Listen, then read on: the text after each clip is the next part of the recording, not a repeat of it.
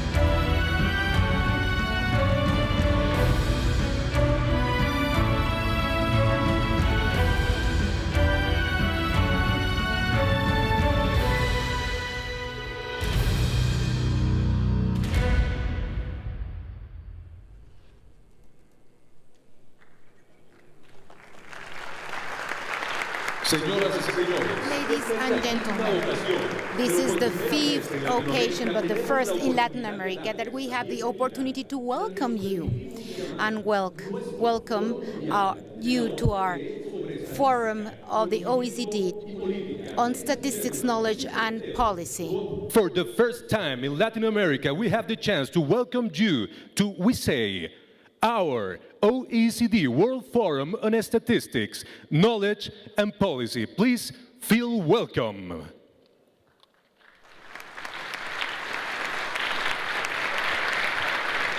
Es un placer presentar. It is our pleasure to introduce our speakers for this opening ceremony. Our distinguished speakers for the opening of the forum. Él es el secretario general de la Organización para la Cooperación y el Desarrollo Económico, OCDE. First, he's Secretary General of the Organization for Economic Cooperation and Development, OECD. Demos la bienvenida al maestro José Ángel Gurría.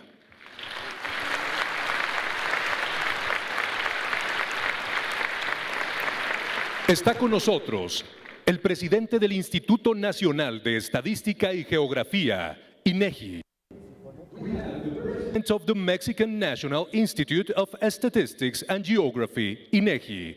Bienvenido, doctor Eduardo Sojo.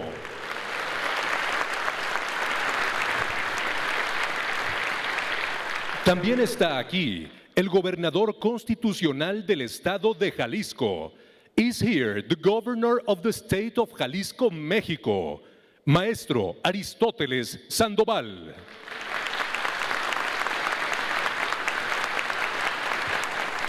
Asimismo, damos la bienvenida al presidente municipal de Guadalajara. As well, we welcome Mayor of Guadalajara, Enrique Alfaro.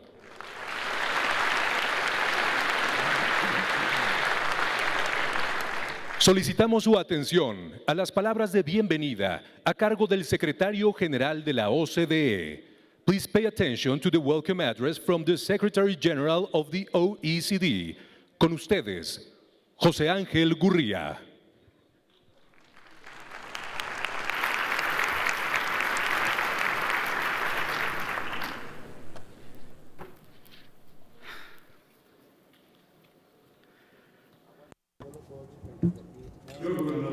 Well, Mr. Governor of the state of Jalisco, Mr. Governor of the state of Jalisco, we also have Governor of the state of Morelos, and I wish to welcome all of the panel members, ladies and gentlemen, my dear friends, experts, participants, and all the members of the top-level group of statistics for well-being.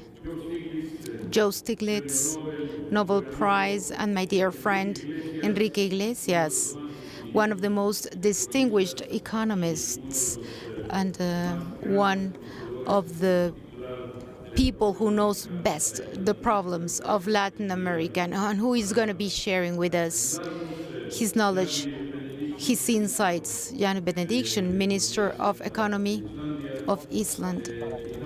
And many of you, ladies and gentlemen, who have joined us in this fifth session, thank you very much for attending. Director of the Development Center of the OECD, and Eduardo Sojo. Thank you for the organization, and thanks to the head of statistics, de Martin Duran. So if you have any complaints, you can let all these people know. Lastly, Mr. Ambassador Dionisio Pérez Jacome of Mexico before the OECD, thank you for attending us. Thank you for supporting us. And as far as I understand, there are other ambassadors from our member states, Chile, and who else do we have? Berlin, ambassador from Iceland. And of course, thank you very much for attending the session. I am very happy to open this fifth OECD World Forum on Statistics, Knowledge and Policy. I am very happy to host this event in Mexico, and particularly in Guadalajara. Thank you to Guadalajara. Thank you to our country for being such warm hosts. Mexico is making great efforts in order to contribute to the improvement of information and statistics, and I wish to congratulate and thank Mr. Sojo and Mexico for all these efforts, for the organization of this event, and thank you for leading the INEGI. He will be leaving this position by the end of this year, and he has been a wonderful leader for statistics and geography. Thank you and congratulations, Mr. Sojo.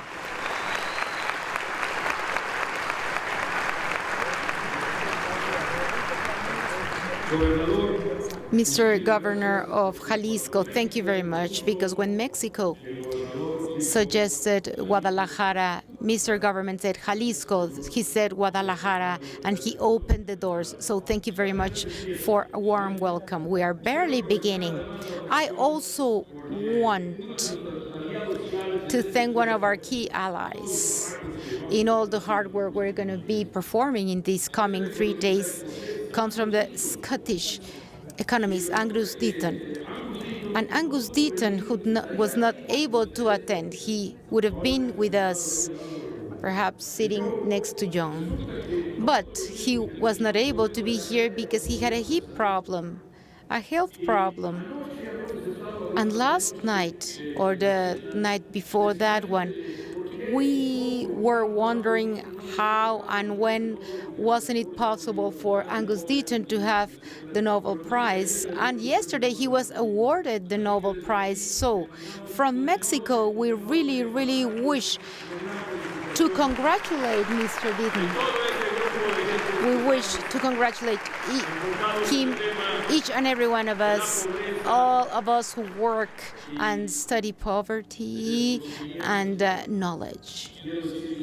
I wish to tell you, my dear friends, that 8 years have elapsed since the greatest setback of the economy arose, and still economy is undergoing pitfalls, and the expansion of emerging markets that has taken place in the past few years has decelerated recently, and many advanced economies are still stagnated in low levels of growth.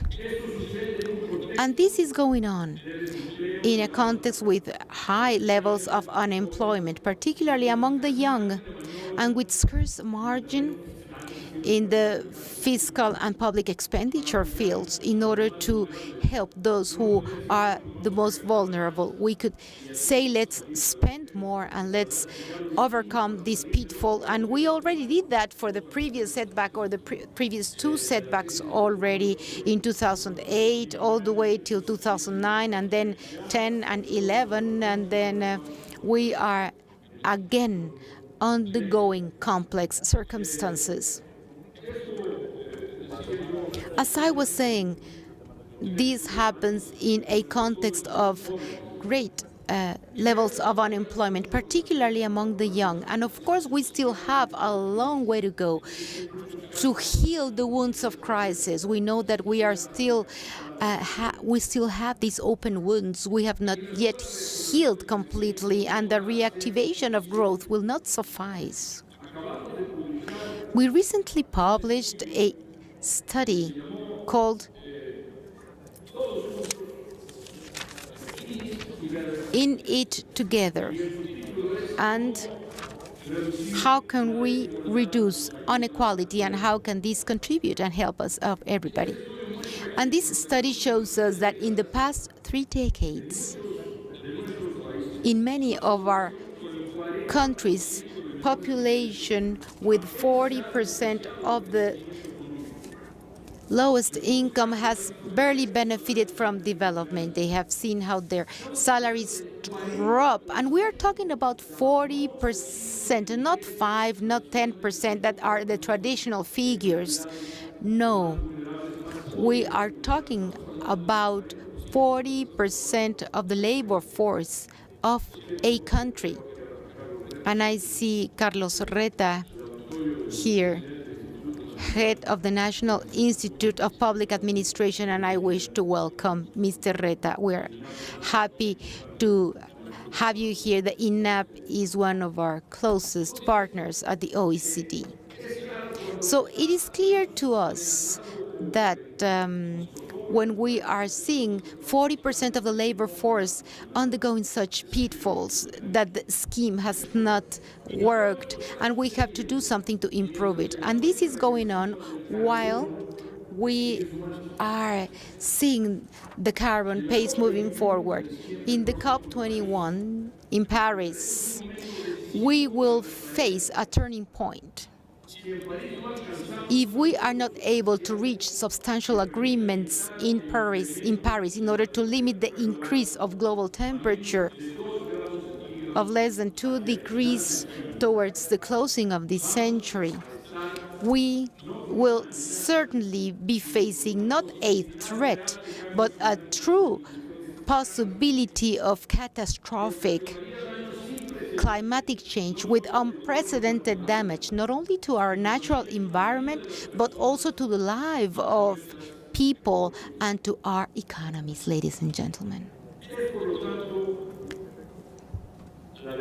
Therefore, we have a golden opportunity today to design, to work on the diagnosis and actions, the objectives of sustainable development embraced not long ago at the UN provides the international community an ambitious framework in order to fight poverty, to overcome absolute poverty in 800 weeks, with 800 million people in absolute poverty that we have seen in paper, and contribute to a more sustainable and promissory future. And of course, this is a huge challenge. At the OECD, we have been spearhead in the efforts in order to change the way in which we measure progress. For more than 12 years, world fora of the OECD have set the pace for well-being, or to put well-being in the core of public policy,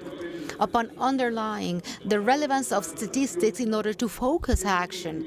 Therefore, we have contributed to reorient policies so that they go beyond the GDP per capita, and focus in a number of facets of life that really are the concern of people day in, day out. In 2011, we launched the Initiative for a Better Life. That's the name of the publication, House Life. This is the version in English, House Life. And we also have the version in Spanish, Initiative for a Better Life. And measurement is in House Life. If you run into me in a corridor and you say, how's life going? Well, I would perhaps tell you how much we've done and give you a wonderful binder like this. But the truth of the matter, ladies and gentlemen, is that the true question seems to be quite simple, but at the same time, it is quite complex. How is life going? And we launched this initiative in order to contribute to the analysis of well-being and to put it as at the center of our work, because that has an impact on public policy. Today, I will be presenting the third edition of this emblematic publishing on the measurement of well-being, and this is what I was actually showing you, how's life. At the OECD, we are well aware of the need to measure in order to make decisions, to measure in order to diagnose, in order to debate, in order to compare, and measure to take action. That is why we have been pioneers in the development of initiatives such as NIKE, new focuses on vis-a-vis economic challenges, and the All-In project, vis-a-vis the brutality of the reality on how inequality has increased after the crisis. It was on its way already, but the answer is that we need inclusive development.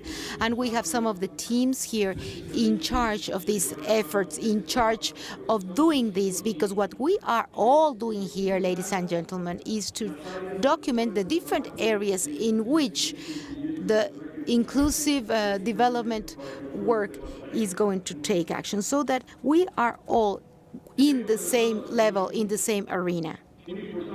We have launched a project on the quality of employment, not only to measure the number of jobs or remuneration or payment, no, in order to measure quality, safety, even security, social protection, and all the different conditions, and of course that in Mexico includes relevantly the fact that we still have a huge percentage of our labor force in the informal market.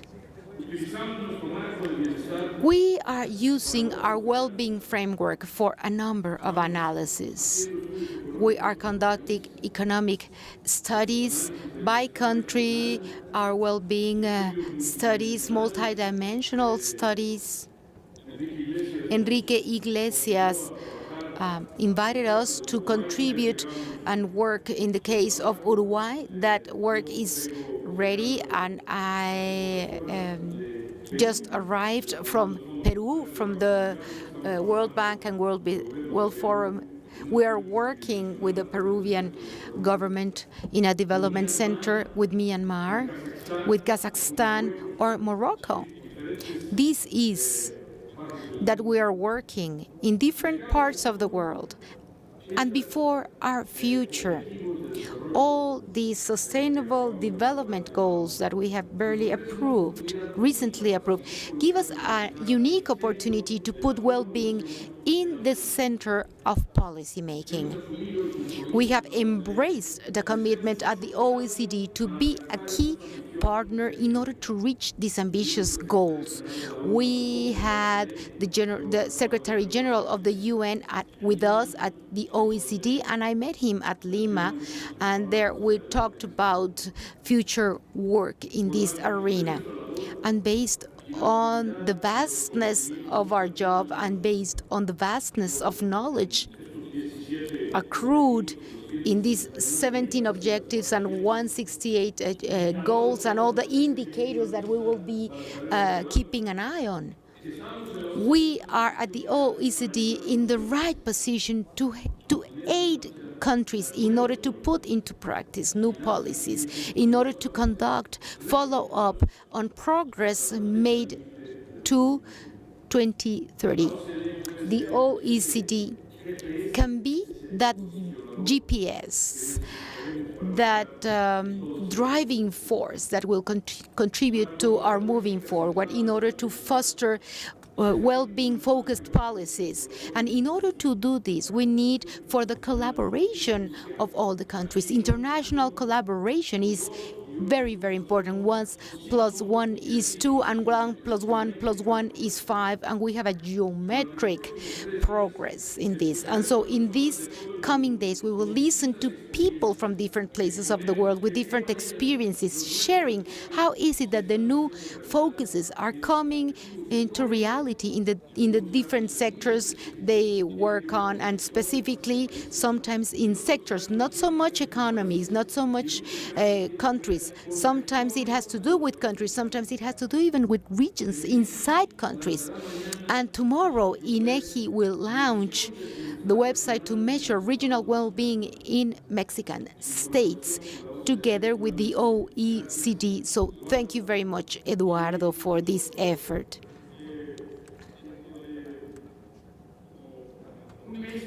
And within a month's time, after the launching of the INEGI, we'll be publishing this book that you have not yet seen, and I'm not sharing with you, not yet.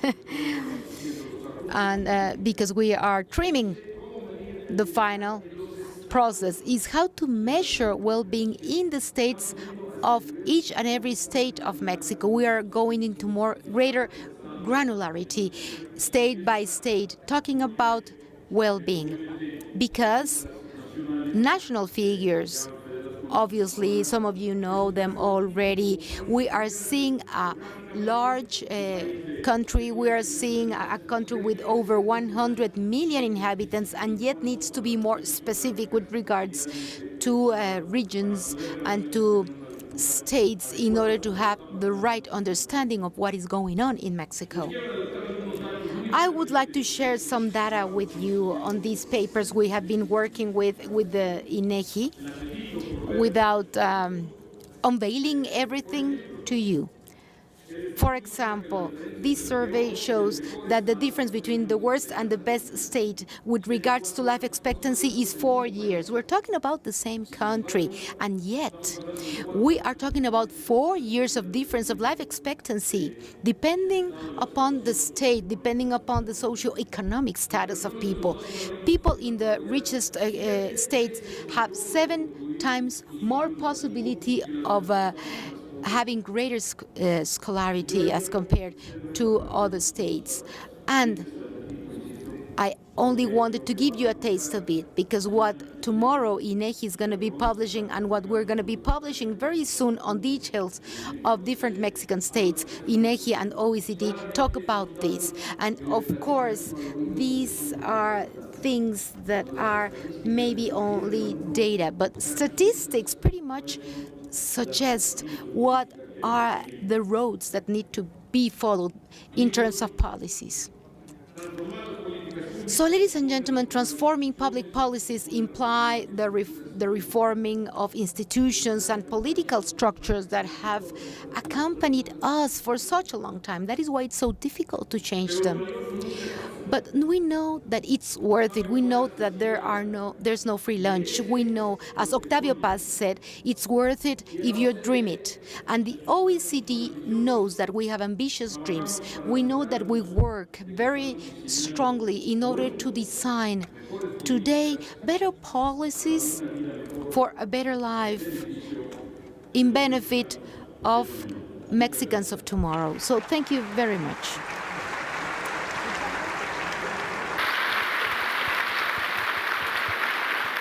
Muchas gracias. Thank you. Now, Director of INEGI, Mr. Eduardo Sojo. Well, good morning, ladies and gentlemen. I greet you and I welcome the Secretary of the OECD, Ángel Gurría, who has pushed so much these linkages between statistics and public policy. We have been privileged enough to work with the OECD in the organization of this forum, and we have been privileged enough in order to work with the Division of Statistics in the past 7 days. So thank you very much, Martín.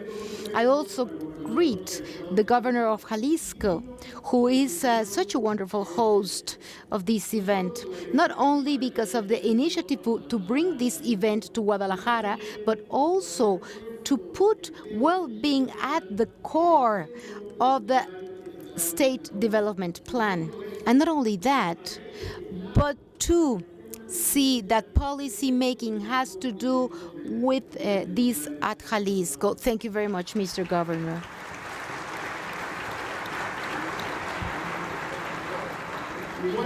I am also very happy to greet the mayor of Guadalajara, Enrique Alfaro, to whom we wish the best in this responsibility he is undertaking, and of course, we wish to greet the governor of Morelos, Mr. Graco Ramirez, and our ambassador of Mexico before the OECD, Dionisio Perez Jacome. Thank you very much, Dioniso, for joining us, my dear friends. On behalf of the INEGI, on behalf of the government board, and on behalf of all of us at the INEGI, we wish to welcome to this 5th World Forum of the OECD. It is wonderful to see that after Palermo, Istanbul, Busan, and New Delhi, we are now seeing the name of Guadalajara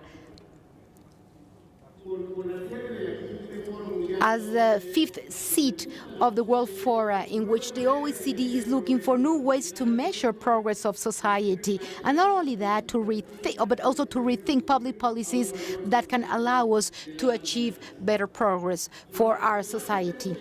During debates in the past few months based on the 2030 agenda of the Sustainable Development Goals, it has been clear to all of us that official statistics makers know that we need to generate more and better information. We have been summoned to invite policymakers and society as a whole to join in this effort to have more and more information. We've said that information is power, ladies and gentlemen, but we should ask ourselves, with respect to official statistics, power is there, but power for what? Power to design public policies that should improve the life of our people.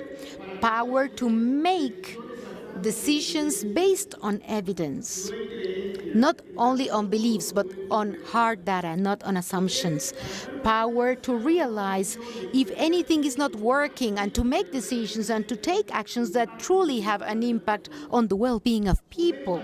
Power to compare ourselves to other countries, to other governments, to other regions and other states. Power to empower society so that it can evaluate the results of its government. Power to monitor the SDGs. And for all of these to come true, and for us to empower decision makers and society as a whole, at the INEGI, we strongly believe that we need to expand the view on how to measure progress of communities and societies. We need to realize that if we start from the idea that the national development is necessarily linked to shared progress, we need to go beyond the GDP. We need to contribute also with other indicators that allow us to better measure progress and well-being. That is why at INEGI and at the government, we have embraced the 2030 agenda that is quite ambitious. That is why we do know that even though it's going to be complicated, that even though it's going to be hard to calculate all the indicators, we'd rather do this than to have an agenda that is barely seeing the indicators what we already know are there. We know that it's going to be a hard job, but that's what we wish to do. That is why our institute has given rise to new indicators that contribute to those that already exist in such a way that they will allow us to have a broader view of economic progress and social well-being. Therefore, besides generating traditional indicators, we are producing figures with respect to net adjusted available national income that has been suggested by the Stiglitz-Sen-Fitoussi Commission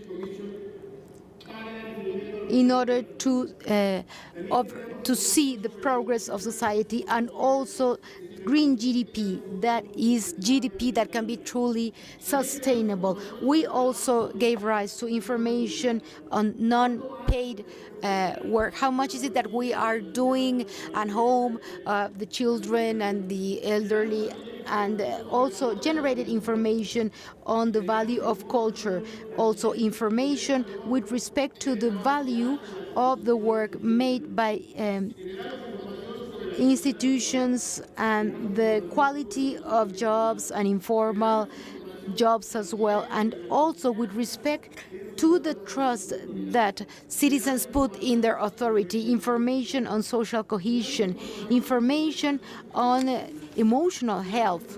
Likewise, information in order to calculate multidimensional poverty, and information on security, victimization, and inequality. In other words, ladies and gentlemen, at INEGI, we have taken the idea of generating indicators that go beyond the GDP very seriously in order to measure true progress of society. And this broader view of what is it that we statistics institutions need to do have taken us to measure subjective well-being.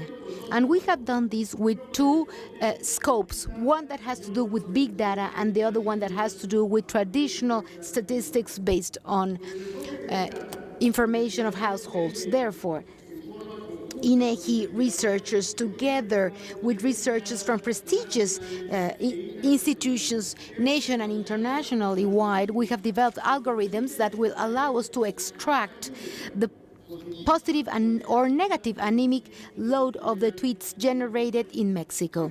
Therefore, we can conduct necessary follow-up real-time to the mood of tweeters in Mexico. And not only that, but we can do that at a geographic level, a very detailed geographic level, because we don't work with all the tweets, but with those that we can refer. We started doing this last year. We have 70 million approximately geo-referenced tweets. And we not only have that, but we have the algorithms to process them so that we can learn about how tweeters and tweet generators are feeling. And based on what we do traditionally in terms of statistics, we have worked on subjective well-being with the consumer trust survey, with the time use survey, with the revenue and expenditure survey. Therefore, we have quite a significant amount of information so that researchers and policymakers can move forward in order to focus on this key element and key topic for our people. However, the most ambitious project and perhaps unique worldwide is the one that we are going to be presenting at a panel this coming Thursday. We are talking about the measurement of subjective well-being together with the module of socio-economic conditions of the National Council of the Evaluation of Public Policy in Mexico, used to measure multidimensional poverty. Therefore, we can link subjective well-being and material well-being, and we will be able to link subjective well-being and multidimensional poverty as well. And we will be able to do this for the 32 states nationwide, because as José Ángel Gurría was saying, we have such a variety in Mexico that we need to explore how is it that people are living, what is it that they are perceiving and experiencing nationwide. Therefore, we are trying to understand whether material well-being is being now or contributing to greater satisfaction with life, greater happiness, or greater sense of transcendence. But we also wish to generate information that will allow us to know what is it that makes the difference in the enjoyment of life, because we believe that that is where the key is. If we are able to understand this, we have the key to link this knowledge to policies, truly understand what is it that makes the difference in the enjoyment of life of people. And all this conception, all this measurement of progress with a broader view has also allowed us to join forces with the OECD in the project that our Secretary General has already shared with you. So we are fostering the idea that well-being should be part of the board of indicators at state-level governments in Mexico. And tomorrow we will be sharing initial results of this effort in the OECD How is Life initiative in the region, of course. How is life in your region? My dear friends, a little over 150 years in 1852, an Italian mathematician and philosopher, Melchior Gioja, published a spearhead work on statistics called Philosophy della Statistica, work that we learned about thanks to Enrico Giovannini. In this work, he defined main topics of statistics: wealth or poverty, disease, economy; science or ignorance, this is education; morality or corruption, this is justice and governance; and civility or barbarian behavior, that is culture; power and weaknesses of nations, that is international collaboration; and of course happiness, that has to do with subjective well-being. And this was a little over 150 years. That is why it is amazing that it hasn't been until recently that governments and international bodies worldwide started to put their eyes in this relevant area of development. It is hard to explain that decision makers have spent so many years without indicators that truly told us how satisfied people felt with their life. But fortunately, today, things are different. And thanks to the leadership of the OECD and to the leadership of other people and institutions that are here with us at Guadalajara, things have changed. And certainly, today, we can share experiences, not only on how to measure progress, but also how to take those measurements to decision-making and to public policy making. So we hope that you share your experiences. We certainly hope that you all enjoy these meetings and that you find them useful, interesting, and very, very passionate. So all of us organizing this forum, what we truly want is for you to enjoy. Thank you very much.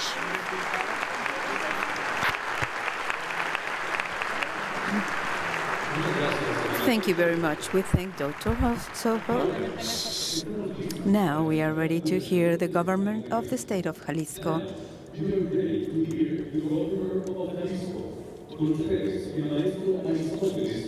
Mr. Aristóteles Sandoval, Governor of Jalisco, has the floor. I wish to give you the most warm welcome to this your house, Guadalajara, Jalisco. Of course, I want to thank the support and distinction that you have given us by allowing us to be your host to this event. Mr. Gurría, Secretary General of the OECD, for allowing us to host this such important forum worldwide. Mr. Sojo, President of INEGI, thank you for your support and your cooperation as always.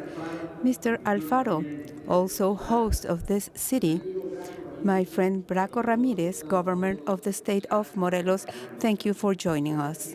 And our distinguished personalities that will make possible this forum, its content and results, and also the vision and tools that you will be providing to us, all of us that have public policies in hand to make a much equalitarian society.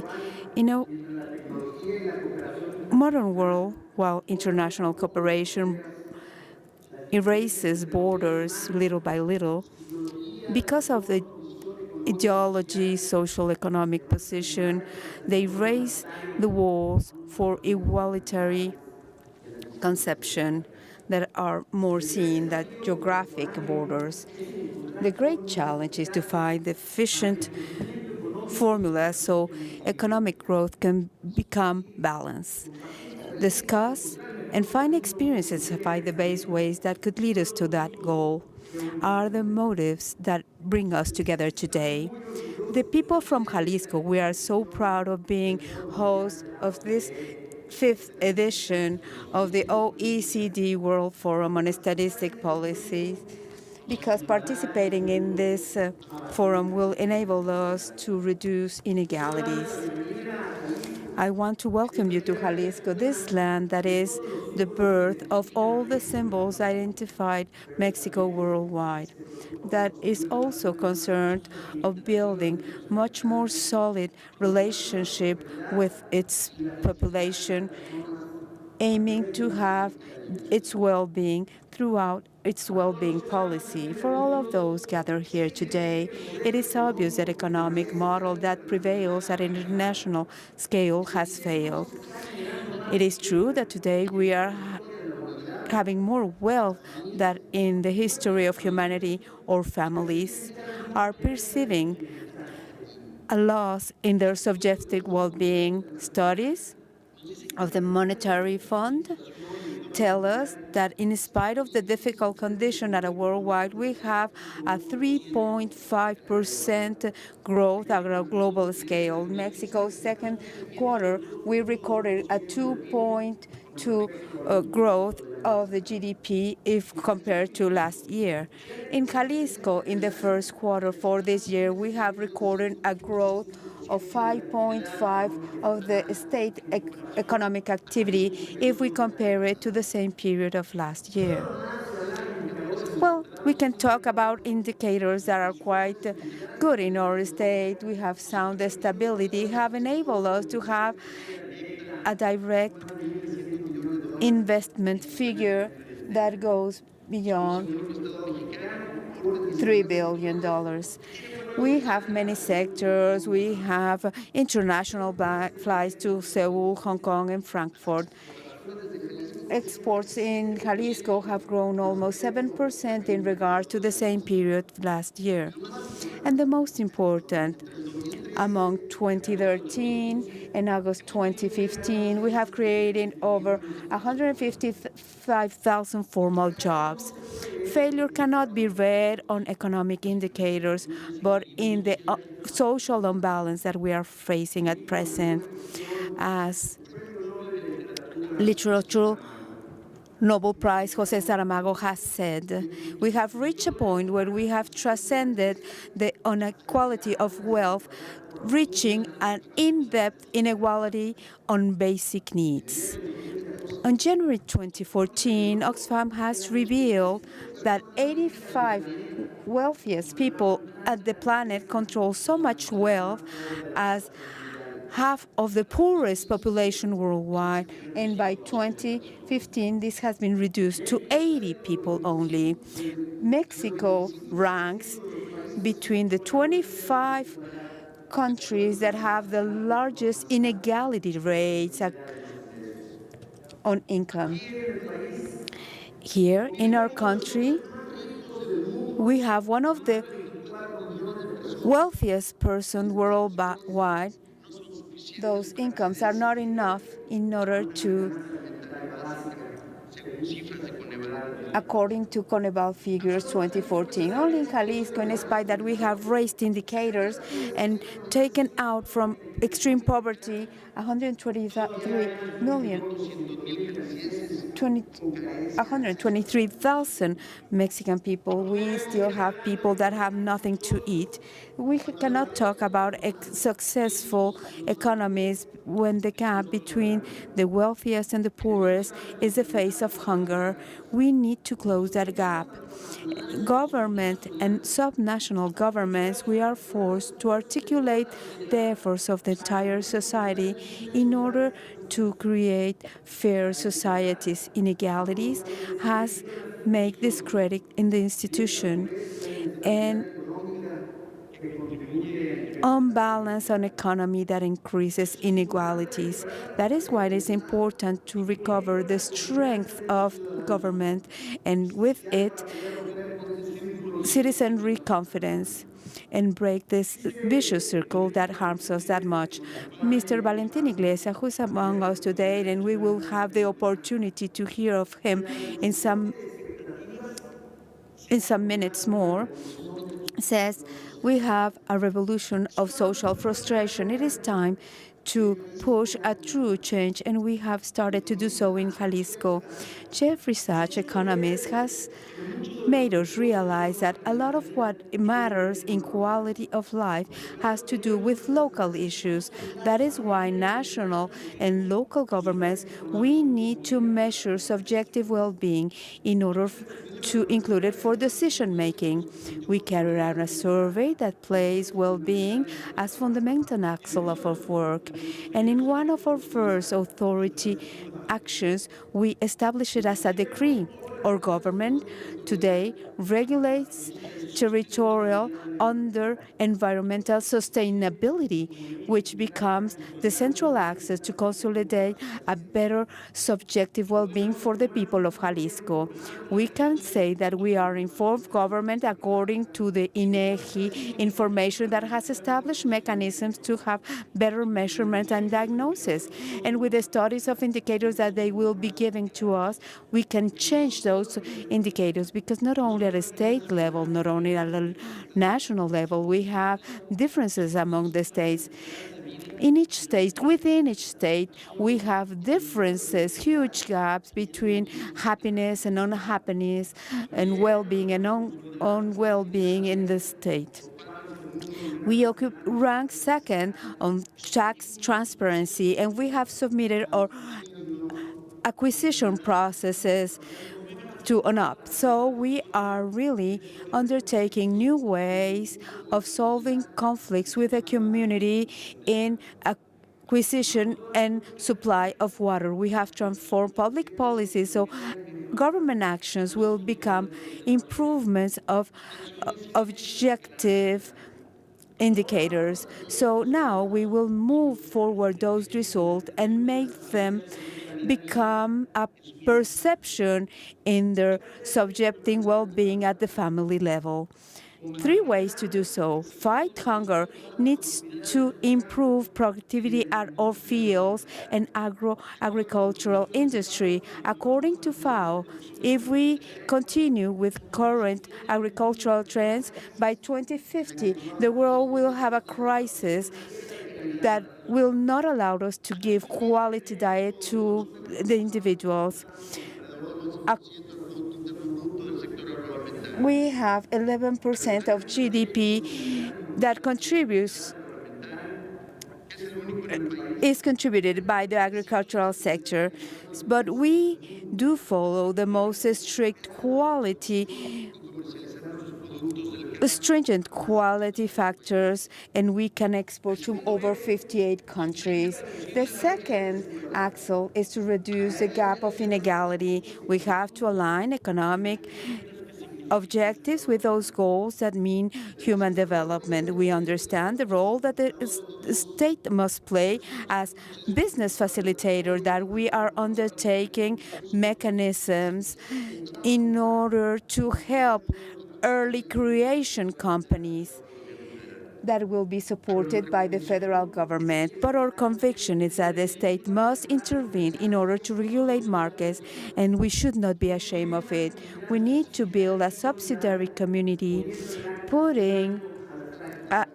stopping monopoly practices. Here in Mexico, we celebrate structural reforms made by President Peña Nieto that have enabled us to increase in fourth places upwards according to international ranking, have new policies on wages to obtain productivity. Now the states need to implement more social policies. In Jalisco, we have put in place many other programs that give tools to the students, such as free public transportation, free tools and study appliances, giving support for development in order to increase the opening of new businesses for entrepreneurs so they can take care of their families and feel proud by reaching their own individual goals.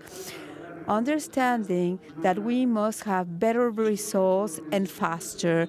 Organizations such as United Nations and the World Bank say that new communication and information tools will be good for development, having better jobs, well remunerated, a better agricultural and much more efficient governments, and obviously a much more cohesion in society. Between 2014 and 2015, we have improved in IT technologies. Jalisco has contributed greatly to that purpose. From 2010 to 2014, 60% of households had now access to internet. We have now the strategy of Digital Jalisco, and this should promote inclusion and reduce digital gaps. We also have open data policies put in place and transparency policies as well. We are before a task that has not yet been completed. We face a permanent challenge because the inequality of an entity is not exclusive. It's a global reality that even the citizenry of most developed countries have to face. That's why we will make our own the results of this forum. We want to make a local contribution in order to solve a global problem, recover experiences and knowledge in order to vanquish that challenge of the 21st century, that is inequality. I thank you for the works of these forums. We will be in a better position to build better policies, much more effective, that it will enable each household, each child, each mother to have better conditions to develop themselves and reach well-being. Thank you, and be most welcome. We thank the governor of Jalisco for his address and his hospitality, as well as the municipal president of Guadalajara. Let's say goodbye to them, to our distinguished speakers and authorities.